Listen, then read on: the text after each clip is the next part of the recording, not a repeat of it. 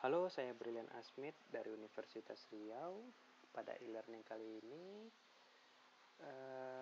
akan disampaikan terkait tentang topik The Opportunity and Creative Idea yang merupakan bahan perkuliahan mata kuliah kewirausahaan di Fakultas Keguruan dan Ilmu Pendidikan Universitas Riau. Materi kali ini diadaptasi dari presentasi buku His Rich et al. Dengan judul buku Entrepreneurship di chapter 4 dengan topik yang sama, yaitu Creativity and the Business Idea. Nah, sebelum kita mulai, ini merupakan lanjutan dari perkuliahan sebelumnya terkait tentang proses kewirausahaan, di mana proses kewirausahaan yang kita kenal itu merupakan kontribusi peran dari opportunity, peluang, bagaimana memanfaatkan peluang sehingga bisa dikomersilkan. Nah, banyak model proses kewirausahaan. Salah satu yang kita kutip di sini adalah model kewirausahaan Scott Shen, di mana Scott Shen menyebutkan proses kewirausahaan itu dimulai dari discovery of opportunity. Pada proses ini sebenarnya pelaku kewirausahaan itu melakukan mengidentifikasi, mengenali peluang yang ada di lingkungan sekitar. Selanjutnya nanti peluang ini dievaluasinya melalui business plan, menyusun perencanaan bisnis, dan akhirnya dieksploitasi.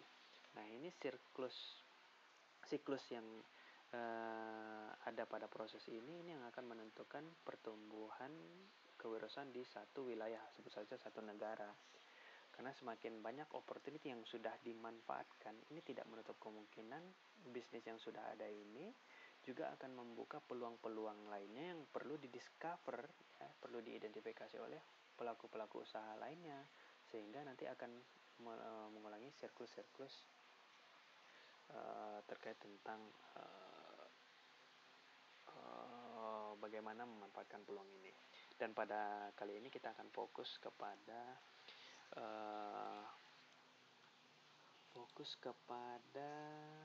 proses discovery of opportunity, discovery of opportunity pada materi e-learning ini. Nah, berbicara tentang opportunity itu ngomongin tentang bagaimana kita sih secara sukses. Ada orang yang mampu membaca peluang dengan baik, ada yang susah membaca peluang ya.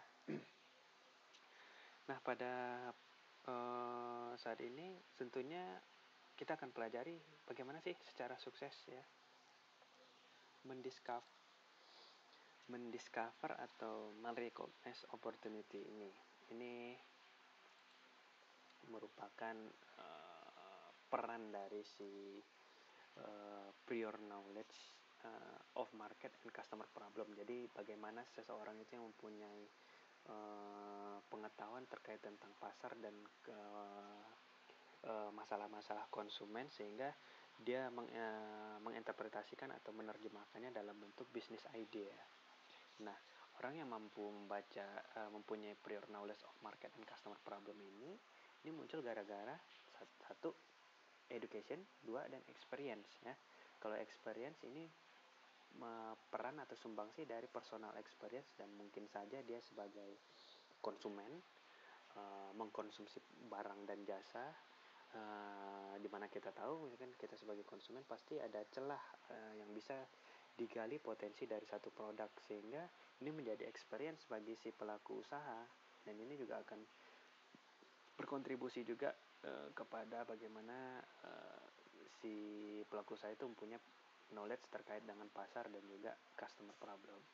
Dan juga ada juga work experience. Selain personal experience ya, ada juga work experience ya. Work experience ini berbeda dengan personal experience. Work experience ngomongin tentang bagaimana experience-nya atau pengalaman si pelaku usaha untuk menghasilkan produk maupun jasa. Nah, ini dia bagaimana dia memproduksi suatu barang dan jasa. Ini pengalamannya oke untuk memupuk pengetahuan mereka terkait pasar dan juga konsumen. Nah, ditambah lagi dengan education. Di education kita dipelajari lagi tentang skill, bagaimana manage usaha, bagaimana menghasilkan produk, Dan ini bisa dipupuk di education ya, pendidikan baik formal maupun informal ya. Informal bisa melalui kursus, kalau formal bisa melalui jenjang SD sampai perguruan tinggi ya. Jadi kemampuan education orang yang terkait di satu bidang akan mampu dia membaca suatu peluang, karena dia education dan experience ini juga akan membantu pelaku usaha memahami knowledge, pengetahuan terkait dengan pasar dan juga masalah-masalah konsumen. Nah, ini dari si individu pelaku usaha. Yang lainnya juga bisa muncul bagaimana dia bisa membaca atau mengidentifikasi si peluang ini gara-gara dia mempunyai network. Tentunya network atau jaringan kerjasama dengan pihak lain itu orang lain ya. Orang lain juga pasti mempunyai knowledge terkait pasar, knowledge terkait market dan juga customer problem yang berbeda dibandingkan si individu. Jadi semakin banyak network seseorang, si pelaku usaha, dia juga akan knowledge sharing ya. Knowledge sharing ini akan memungkinkan mereka untuk merecognize the opportunity ya. Selain itu juga prior knowledge of market and customer problem ini juga akan membangun sebenarnya semacam yang menurut research itu entrepreneurial alertness atau kesigapan kewirausahaan ya. Dengan adanya kesigapan kewirausahaan dikombinasikan dengan prior knowledge, ini sebenarnya menjadi tools yang ampuh untuk menghasilkan successful opportunity recognition yang seperti saya bilang sebelumnya. Ada orang yang tangkas atau yang mampu membaca secara cepat peluang usaha di lingkungan dia, ada juga yang tidak mampu karena gara-gara ini kesigapan kewirausahaan mereka lebih tinggi dibandingkan orang yang tidak mampu secara sukses membaca peluang. Nah, itu dia. Nah, ngomongin tentang opportunity ini kan ngomongin tentang peluang yang ada di lingkungan sekitar, dan lingkungan sekitar ini kan broad ya, umum ya. Dan ini akan kita kenalkan juga sebenarnya peluang-peluang itu muncul di dalam satu arahan umum. Yang satu arahan umum itu yang disebut tren ya. Satu arahan umum di mana nanti di arahan umum itu ada arahan sesuatu itu berubah ke arah sesuatu ke yang lebih baik, itu ada yang disebut dengan tren. Contohnya tren yang sekarang lagi populer itu revolusi industri 4.0 misalnya, di mana nanti kita akan memanfaatkan informasi dan teknologi itu dalam bentuk big data, artificial intelligence ya, connectivity antara unit satu dengan unit produksi lainnya, kira-kira semacam itu. Dan bagaimana kita memanfaatkan ini gitu, memanfaatkan tren ini dengan membaca peluang yang sedang dibawa oleh tren ini. Di dalamnya akan terkandung peluang-peluang yang bisa kita jadikan perusahaan baru atau usaha-usaha baru, bisnis-bisnis baru yang bisa menjawab kebutuhan pada saat eranya tren revolusi industri 4.0. Nah, orang yang bisa membaca peluang ini itu ngomongin tentang orang yang berbicara, yang bisa berpikir secara kreatif ya, atau think out of the box. Tren-tren lainnya seperti green, clean energy, apa segala macam ya. Kalau sekarang trennya energi itu sudah tidak terbarukan, misalnya dari bahan bakar fosil, dan sekarang arahnya kepada bahan bakar yang bahan bakar bersumber dari listrik yang terbarukan ya. Ada lagi health trend apa segala. Dulu kita cuma kenal beras itu beras putih, sekarang sudah kenal dengan beras merah karena orang udah mulai waspada atau was-was dengan kesehatan terkait dengan kolesterol apa segala macam. Itu health trend atau mobile apps trends ya, di mana-mana sekarang seperti produk-produk yang dijual melalui aplikasi-aplikasi mobile phone. Tentu kita perlu juga mengetahui sumber-sumber ide ya, untuk menghasilkan ide tersebut. Salah satunya ini ada 5 yang akan saya sampaikan di sini. Salah satunya itu consumers ya. Consumers itu sebenarnya gudangnya ide. Kalau misalnya kita melihat apa sih kebutuhan yang perlu dipenuhi di masyarakat, itu pastinya kita akan bertanya kepada consumers. Jadi kita secara informal bisa memonitor potensi-potensi kebutuhan maupun ide-ide yang ada dengan cara bagaimana kita memenuhi si customer Atau secara formal kita bisa mengatur konsumen untuk mengekspresikan opini-opini mereka. Nah ini model yang sekarang dikenalkan oleh praktisi kewirausahaan itu design thinking ya. Bagaimana mengatur satu konsumen, menyampaikan apa sih kebutuhannya dia saat ini. Nah itu dimana nanti muncul produk kita sebagai memberi solusi. Nah ini misalnya jasa barbershop ya, dimana pelanggan dia sadar bahwa di era zaman sekarang pelanggan itu pasti nggak akan lepas dari gadgetnya. Pada saat ini apa yang berbeda dengan tempat pangkas rambut yang lain, bahwa dia menyediakan yang transparan, sehingga si konsumer walaupun pada saat dia melakukan ingin memotong rambut atau pangkas rambut, dia masih tetap terkoneksi dengan internet dan bisa dilihat dari bidang yang dibikin transparan oleh pelaku usahanya. Bisa saja kita bisa melihat sumber ide itu dari produk yang sekarang saat ada ya. Bagaimana kita menganalisa apa sih barang dan jasa yang saat ini yang belum ditawarkan kepada masyarakat. Nah, jadi masih ada improvement nggak? Bisa kita lihat nih contohnya. Idealnya kalau kita menikmati kopi itu dalam media cangkir ya, tapi kita hanya bisa menikmati kopi pada saat kondisi kita lagi santai ya. Tapi bagaimana kalau kondisinya kita lagi mobile, kita butuh minum kopi, di mana kita untuk meningkatkan produktivitas. Tentunya cangkir ini tidak bisa memenuhi kebutuhan tersebut. Makanya sekarang udah banyak cups dalam bentuk sekali pakai ya. Kira-kira ini masih bisa dikembangkan nggak? Masih ada peluang dikembangkan nggak? Ya mungkin saja, tapi kalau nggak mungkin kan kita sambil di Transmetro atau di public transportation hanya pakai ini akan riskan untuk tumpah. Jadi dikembangkan lagi oleh pelaku usaha menambahkan cups, dan juga mungkin di sini tambah suatu penghantar panas ya, sehingga kopi itu kalau dipegang nggak panas. Apakah sampai di situ saja? Tidak. Wirausaha entrepreneurship itu sampai bagaimana dia produk ini sudah jadi, bagaimana dia menempel bahwa ide ini adalah ide saya gitu, ide satu brand gitu. Jadi dia menempelkan brandnya. Ini sebagai salah satu contohnya, saya contohkan Starbucks ya, memanfaatkan peluang ini untuk bagaimana memasarkan, wah ternyata kalau ngopi ala Starbucks itu bisa diminum atau dibawa kemana-mana, jadi nggak harus menetap di kafe. Kira-kira seperti itu. Nah ini proses kewirausahaan itu ya di level di sini bagaimana kita membangun brand ya, menempelkan logo, bukan hanya sebatas ini saja. Sumber ide lainnya itu bisa saja dari distribution channels ya, bisa saja saluran-saluran distribusi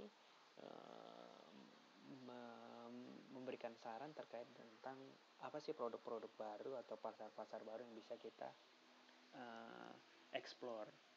Lalu bisa aja muncul dari government ya. Di poin pertama ini bisa saja kita kalau file-file dari patent office ya. Patent office ini berarti banyak hak kekayaan intelektual dalam bentuk paten, dalam bentuk prototype, tapi belum dikomersilkan oleh si inventor. Inventor ini bisa berasal dari universitas ya, akademisi. Ini masih bisa kita punya peluang untuk dikembangkan. Nah, selanjutnya new product ideas itu bisa muncul dari bagaimana kita merespon regulasi-regulasi pemerintah ya. Misalnya kalau regulasi hampir semua kepala daerah itu contohnya menambahkan program-program pariwisata di daerah dia, sehingga kalau misalnya ngomongin tentang pariwisata itu pasti ngomongin tentang tourism destination, kuliner, penginapan, travel, atraksi-atraksi tourism, dan juga merchandise oleh-oleh ya. Nah itu jadi peluang bagi kita bagaimana mendukung regulasi-regulasi pemerintah. Selanjutnya ada lagi yang kelima itu bisa saja Anda berusaha dengan melakukan penelitian dan pengembangan, research and development. Bisa dengan menyewa seseorang yang memang dia mengembangkan satu produk, itu bisa akademisi apa segala macam ya, atau inventor, atau Anda berkolaborasi ya dengan mereka, atau Anda secara individual melakukan kegiatan-kegiatan secara informal. Ini kan formal formal jobs ya. Ini kalau ini informal berarti Anda melakukan kegiatan penelitian sederhana di rumah Anda sendiri. Ya, banyak juga yang muncul produk-produk baru dengan penelitian-penelitian sederhana. Selanjutnya, metode-metode menghasilkan ide-ide baru ya. Sebenarnya di buku His Rich and All ini banyak metode yang disampaikan, cuma saya akan sampaikan 4 saja. Dan bisa nanti Anda bisa kembangkan juga metode-metode of generating new ideas ini. Focus group, brainstorming, brainwriting, and problem inventory analysis. Nah, focus group ini seperti yang Anda ketahui ini ngomongin tentang diskusi secara mendalam yang dipimpin oleh satu moderator, di mana nanti pesertanya kira-kira 8-14 orang. Di mana fokus group ini tujuannya bagaimana mengenerate atau men-screening idea ya, ataupun konsep idea, tapi belum ide yang jadi, tapi bagaimana mengkonsep idea, bagaimana nanti Anda menciptakan ruangan senyaman mungkin sehingga ide-ide kreatif itu muncul. Jadi fokus group discussion bukan hanya di ruang tertutup, atau ini bikin aja senyaman mungkin sehingga nanti ide-ide kreatif itu muncul,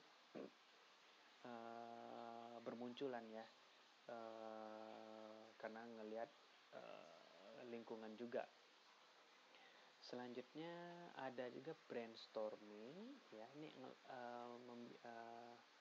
kalau kita lihat di poin pertama nih, allows people to be stimulated to greater creativity ya. Brainstorming ini namanya brainstorming, kita kasih dia spesifik produk yang kita kasih tim kita spesifik produk, apa sih yang harus kita kembangkan atau kita jadiin salah satu spesifik produk, sehingga silakan munculkan ide. Nah ini kita catat nih, kita sampaikan pendapat kita, sehingga nanti saya diharapkan dari sini sebenarnya fokusnya adalah ide yang banyak bermunculan. Nah, perlu diketahui ada aturan-aturan dalam brainstorming. Jangan mengkritik ya, no criticism ya. Jangan mengkritik ide yang disampaikan oleh teman lain. Ya walaupun idenya konyol gitu ya, tapi kalau masih terkait dengan tidak melebar dari apa yang akan kita bicarakan ya, tidak menutup kemungkinan nanti ide konyol tersebut bisa menjadi ide yang jenius ya. Jadi kalau misalnya kita kritik satu orang, si A mengkritik si B, nanti si B itu akan patah semangat, nggak mau lagi memunculkan idenya yang lain. Karena di sini di aturan kedua, rules yang kedua itu free willing. Ya udah, let it flow. Silahkan mengalir aja ide tersebut. Dan yang karena kita mengejar bagaimana sebanyak mungkin secara kuantitas jumlah dari ide itu banyak dari hasil brainstorming ini. Nah, dari ide yang banyak ini nanti kita bisa saja ide yang banyak itu bisa kita kombinasikan atau kita improve. Jadi ngomongin tadi ide konyol sekalipun bisa kita perbaiki dengan cara mengkombinasikan dengan ide-ide yang mungkin muncul dari si B tadi, bisa dikombinasikan dengan ide peserta si A, si C, dan si D yang lain gitu. Ide-ide yang lain gitu. Sehingga nanti muncul dari brainstorming ini ide yang kira-kira baik digunakan. Ada lagi brainwriting nih. Brainwriting sama sebenarnya brainstorming, cuma dalam bentuk ditulis ya. Anda bisa lihat di sini dia menyampaikan tulisnya itu dalam bentuk media sticky notes ya. Nah, jadi nanti bisa kita bisa kita kelompokkan ke ide-ide apa saja, yang mana ide produk, mana ide yang strategi, mana ide vision atau apa segala macam, sehingga kita bisa mengelompokkan ide tersebut. Ini ada advance-nya dari brainstorming tadi, sehingga pemetaan ide dari peserta diskusi bisa terfokus kemana gitu. Jadi kita lebih gampang memetakan bisnis kita dan lebih mudah untuk mengkombinasikan dan mengimprove bisnis. Selanjutnya ada problem inventory analysis ya. Ini berbicara tentang bagaimana menganalisa problem-problem yang sudah kita kumpulkan dari konsumen-konsumen yang mengeluh terhadap produk dan service ya, barang dan jasa yang yang beredar saat ini.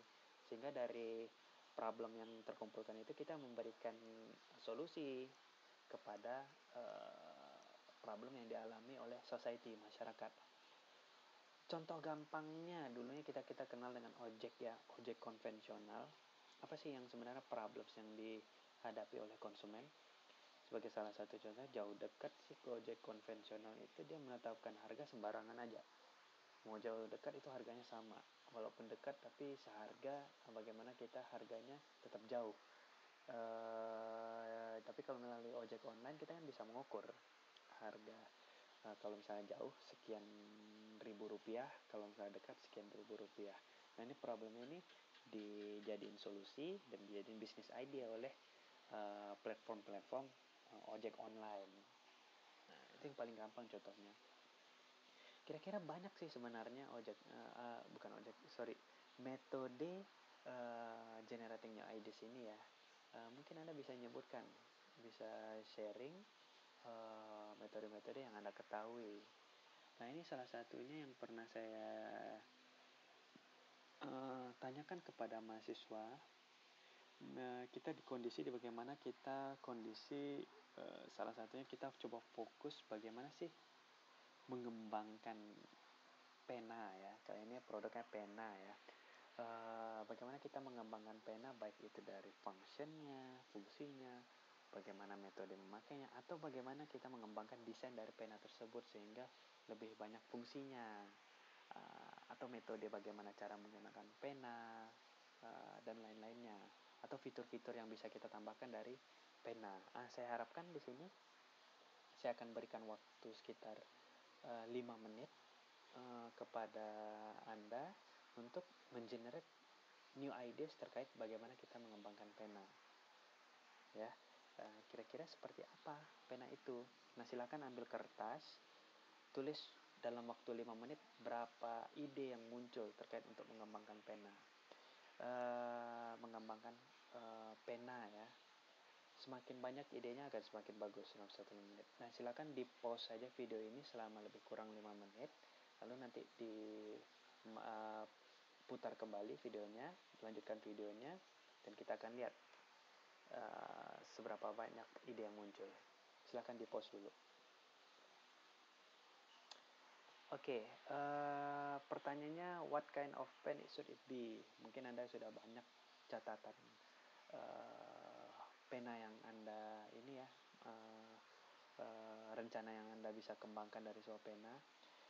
Intinya dari ini Anda fokus selama 5 menit terhadap spesifik produk.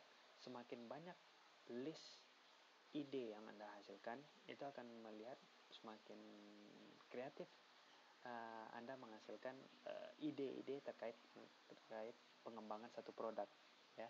Bagi yang misalnya menulis lebih sedikit dibandingkan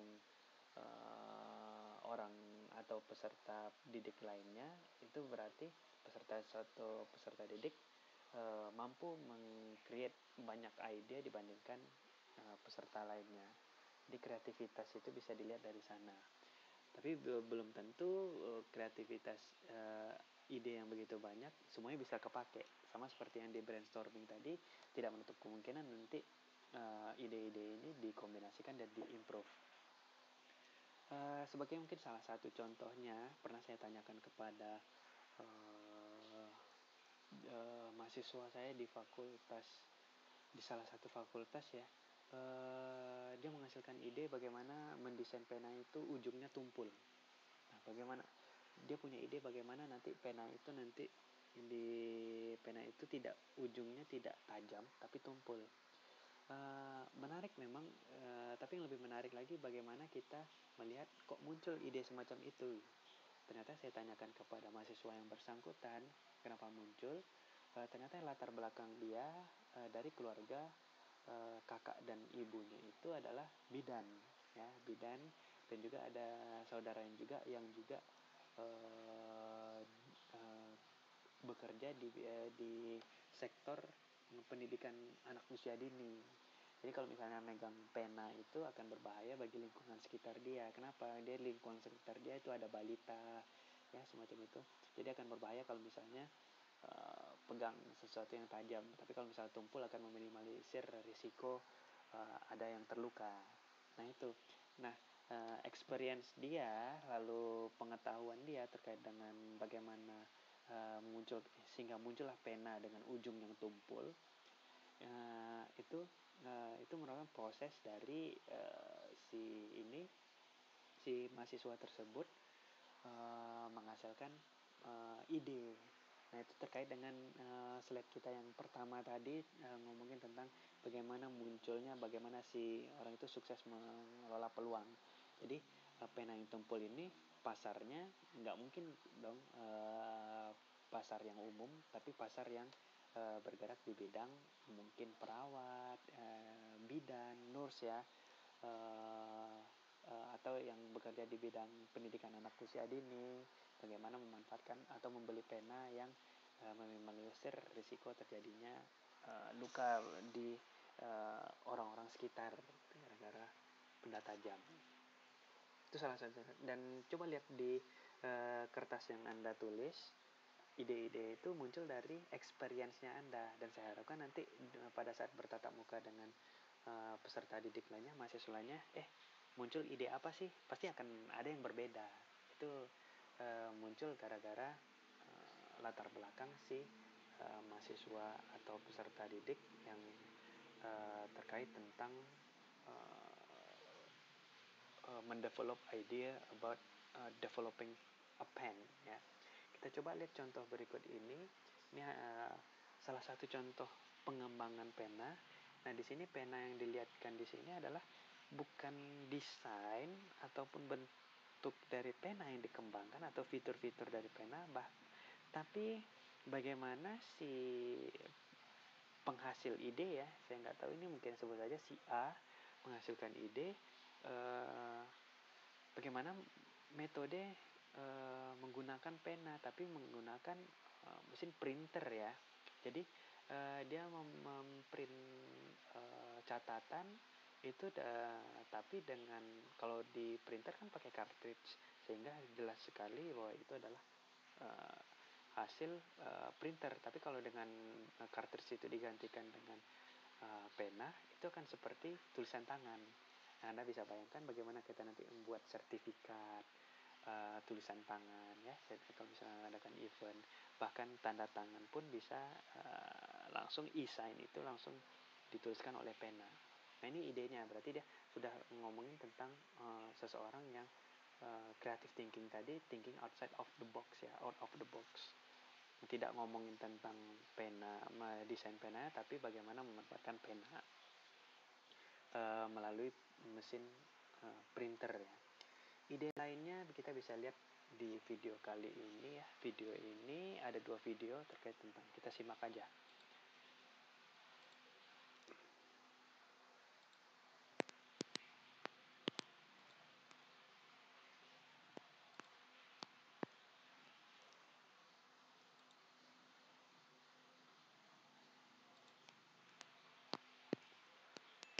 Oke, mungkin audionya tidak terdengar sama Anda. Bisa kita lihat di sini. Ini adalah temuan dari seorang mahasiswa teknik namanya. Nah ini Ruth Grace Wong ini secara tidak sengaja memikirkan ide, wah gimana ya kalau misalnya kita sweater, tapi sweaternya fungsional pada saat kita pengen istirahat atau sedang tidak ingin diganggu ya. Maka terciptalah ide Leave Me Alone Sweater ya. Dan ide ini disampaikannya seperti yang disebutkannya tadi, platform media sosial Dangerous Minds ya, dimana di situ banyak komentar, wah kenapa nggak dijadiin bisnis aja. Oke, tapi jadi pertanyaannya, apakah ini fashionable? Berarti kan nanya lagi ke teman yang lain. Nanya teman yang lain, kira-kira ini bagus nggak untuk fashion? Ternyata temannya suka. Nah, berarti di sini ada potensi untuk mewujudkan ide bisnis ini. Dan ini yang dilakukan oleh Miss Wong ini ya, si Wong namanya. Memulai bisnis dia pakai platform crowdfunding ya untuk mendanai usahanya, sehingga jadilah produk ini dipasarkan. Dan ide lainnya kita lihat video yang berikutnya. Nah, oke, bisa kita lihat di sini ide tentang plates ya, piring yang sekaligus fungsional sebagai tempat soft drink ya. Kalau dilihat dari idenya ini ya, si pasangan suami istri ini memang gaya stylenya Amerika ya, menikmati cemilan sambil minum soft drink. Dan idenya cukup bagus, muncul dari permasalahan problemnya. Kalau sudah mengadakan arisan atau ngumpul-ngumpul, snack itu penting, makanan ringan itu penting, tapi berantakan kalau misalnya dikonsumsi seperti biasa gitu. Jadi kalau dengan adanya Great Plate ini, yang di brandnya Great Plate ini memanfaatkan space dari piring tersebut untuk memegang, cukup mengoperasikan makanan dengan satu tangan aja, sehingga tidak berantakan lagi. Nah, ini pastinya muncul dari ini namanya style Amerika. Memang mereka terbiasa dengan makanan-makanan ringan dan juga minuman soft drink. Dari problem tersebut ada solusinya, sehingga jadilah Great Plate ini, dikomersilkanlah Great Plate ini oleh si pengusaha. Dan ini pastinya muncul dari experience dan educationnya si pelaku usaha. Nah, kira-kira itu dia terkait tentang e-learning, topik the opportunity and creative idea untuk bagian dari mata kuliah kewirausahaan. Di sini bisa kita simpulkan untuk meng-create idea dan juga membaca peluang itu peran penting dari experience dan juga knowledge yang kita dapatkan dari education, dari pendidikan, itu berperan penting bagaimana kita bisa membaca peluang di lingkungan sekitar, sehingga semakin besar knowledge dan juga experience yang kita alami, kemampuan kita membaca peluang dibandingkan orang lain yang mempunyai knowledge dan experience yang rendah, juga akan lebih besar peluangnya untuk bisa memanfaatkan peluang. Dia juga menghasilkan ide tentunya. Nah, untuk lebih mengetahui, mengevaluasi hasil e-learning ini kepada peserta didik, diharapkan mengerjakan kuis yang sudah saya siapkan di platform e-learning kita ya, di Google Classroom. Silahkan diakses melalui Google Classroom, silahkan dikerjakan. Dan untuk pertemuan berikutnya kita akan membahas tentang lanjutan dari materi ini, yaitu terkait tentang inovasi, bagaimana kita mewujudkan ide dengan proses melalui proses inovasi. Sekian, terima kasih sudah menyimak, semoga bermanfaat.